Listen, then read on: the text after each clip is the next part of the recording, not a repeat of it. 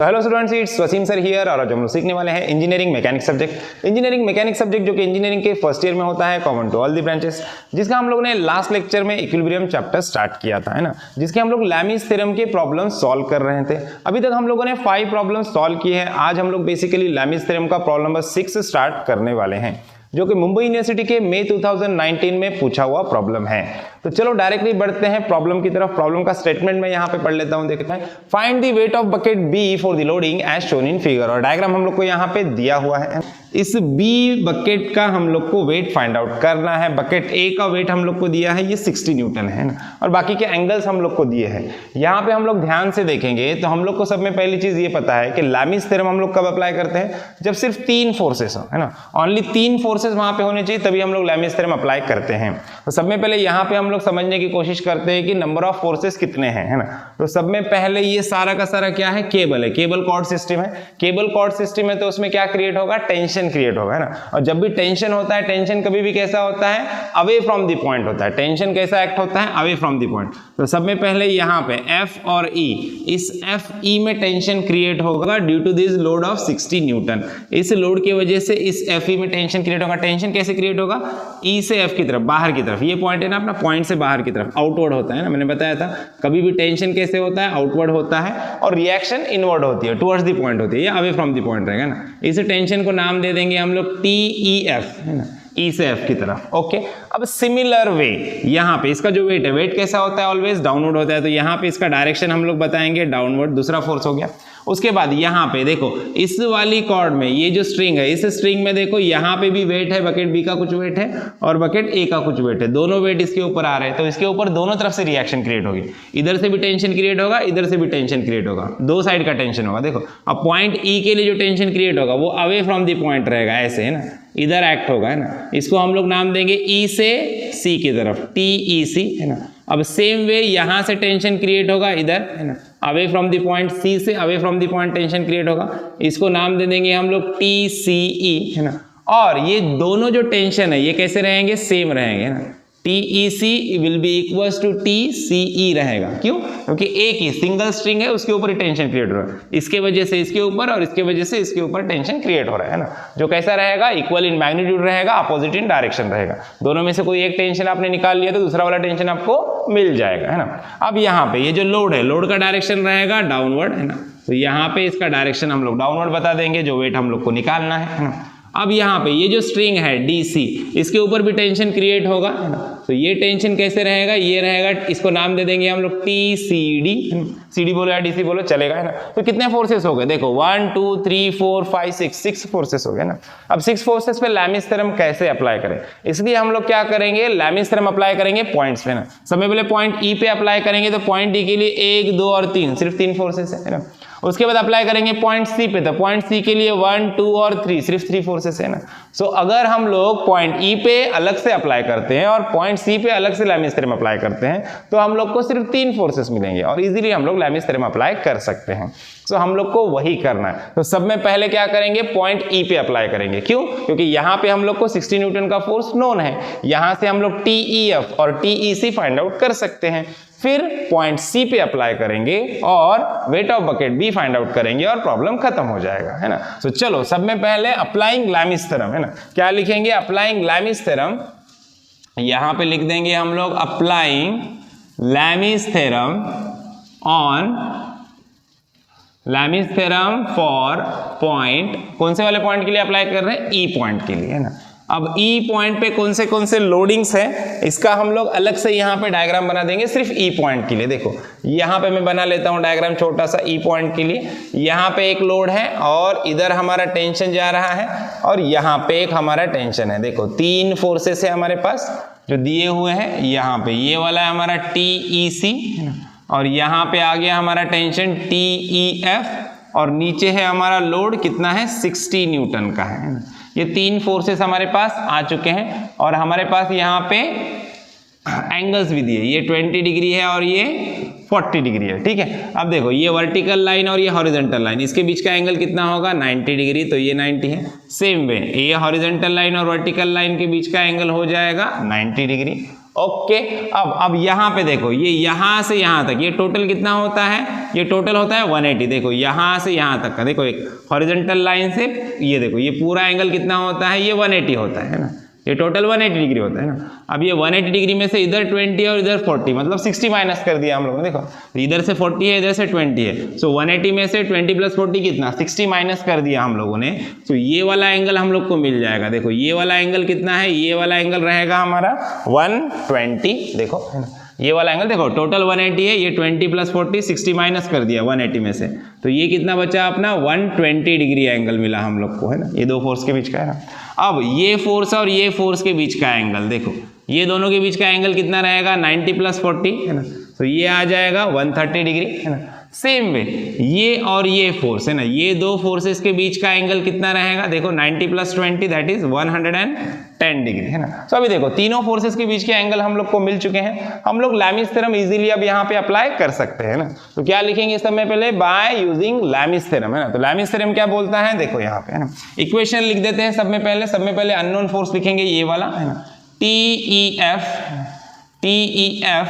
Divided by sine of, देखो TEF को छोड़ देंगे तो TEC, देखो यहाँ पे TEC और 60 न्यूटन का फोर्स, इसके बीच का एंगल कितना है हमारा 110 डिग्री है। तो नीचे क्या लिखेंगे, साइन ऑफ 110, है ना, इज इक्वल टू, अभी नॉन फोर्स लिखते हैं कितना है 60 न्यूटन का है, 60 अपॉन साइन ऑफ, देखो है ना 60 को छोड़ दो तो TEC और TF दोनों के बीच का एंगल कितना है हमारा 120 है, तो यहाँ पे लिख देंगे sine of 120 is equal to, अब लास्ट वाला फोर्स बचा हमारा TEC, है ना, तो यहाँ से TEC upon divided by sine of, देखो यहाँ पे ना एंगल TEC को छोड़ दो, है ना, तो 60 और ये दोनों के बीच का एंगल कितना है 130 है, तो यहाँ पे हम लोग लिख देंगे साइन ऑफ 130, है ना।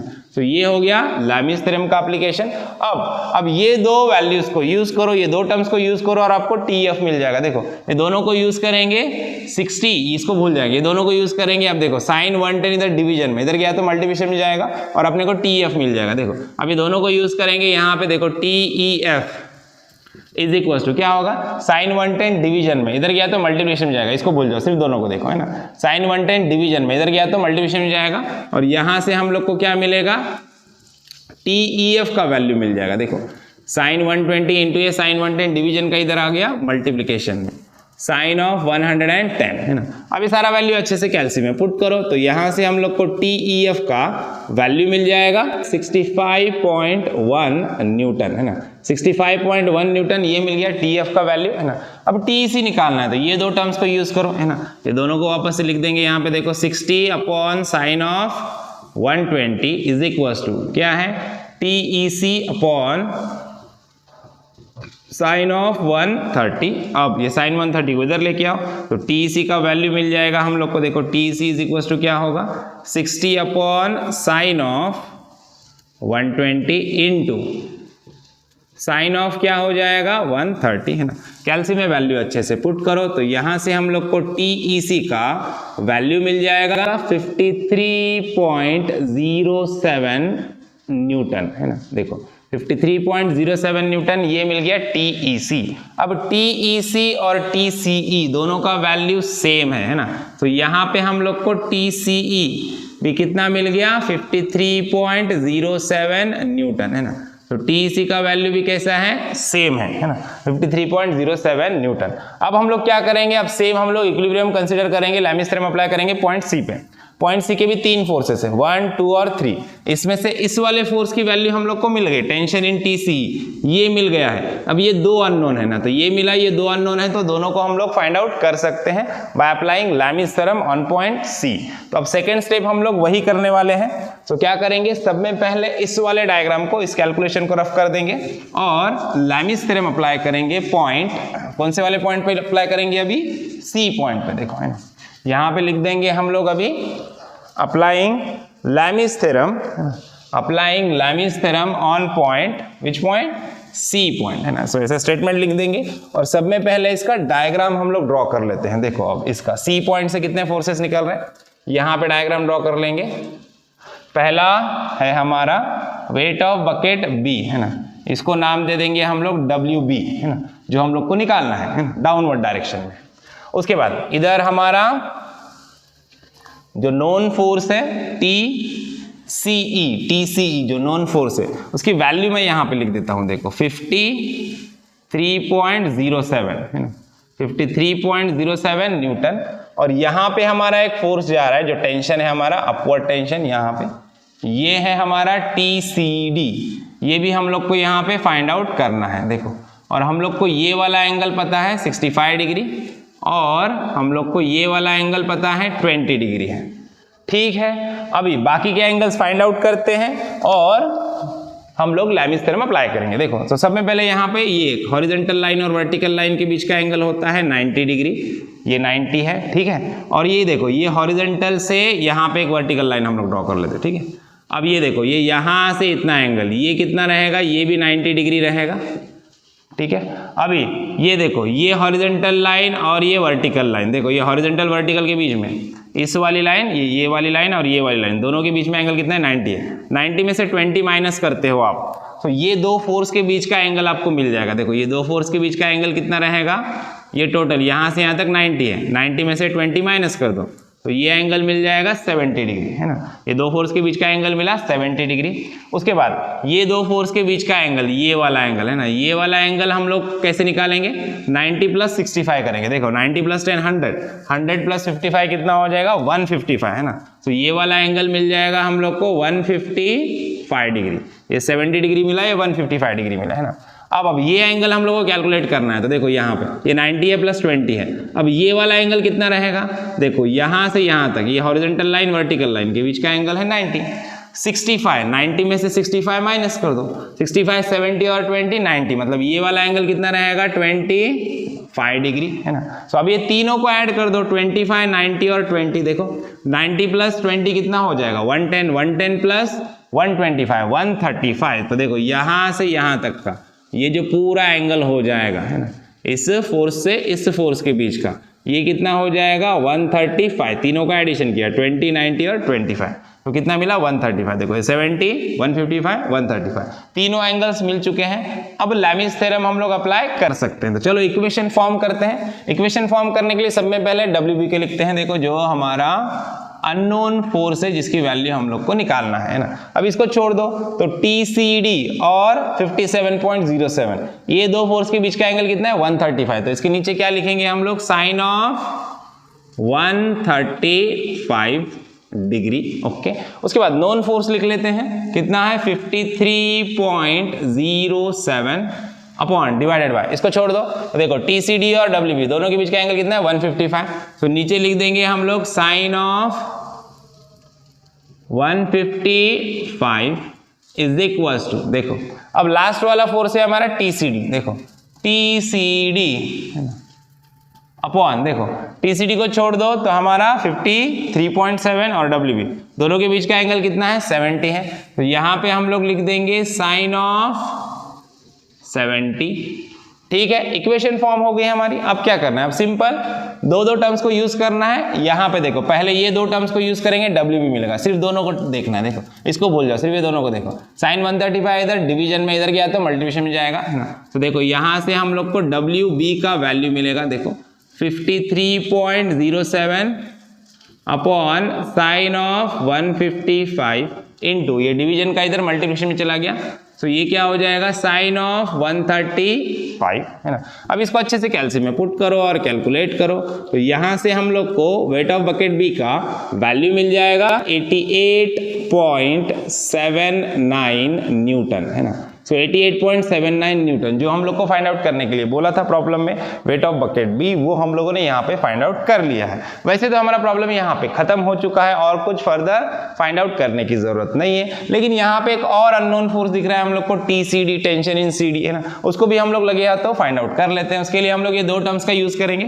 देखो क्या लिखेंगे 53.07 upon sine of 155 is equals to TCD upon sine of 70। Sine 70 इधर डिवीजन में, इसको इधर लेके आओ मल्टीप्लिकेशन में चला जाएगा। देखो TCD इज इक्वल्स टू, देखो 53.07 upon sine of 155 into sine of 70।